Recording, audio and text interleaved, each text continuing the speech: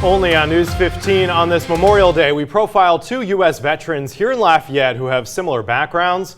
Both are Holocaust survivors and had a chance to meet up recently for the first time. And as we're about to find out, their journey in the U.S. was not an easy one, but it's one that taught them to appreciate the freedoms we all have here in America. News 15's Jeff Horchak joining us live in studio. Jeff, quite the conversation. This story you only see on News 15.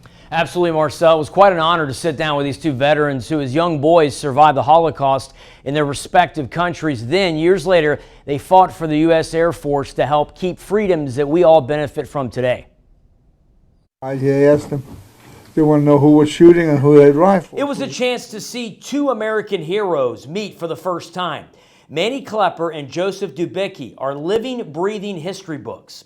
Both survived the Holocaust as young boys, and both are U.S. Air Force veterans.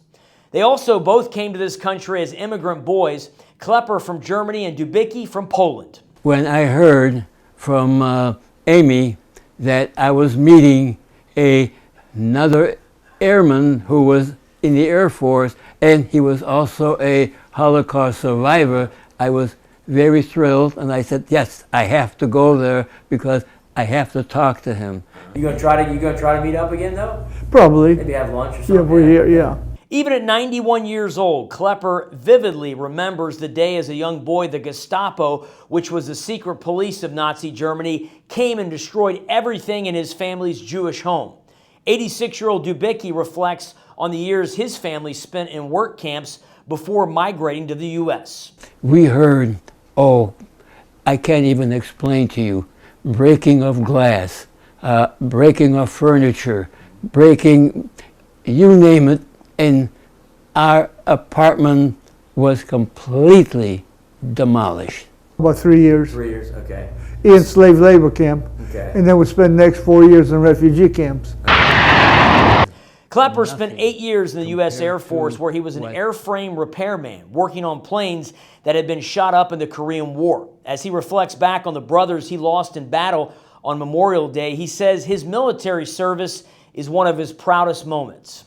I felt this country took me in as an immigrant, and I wanted to give something back to this country.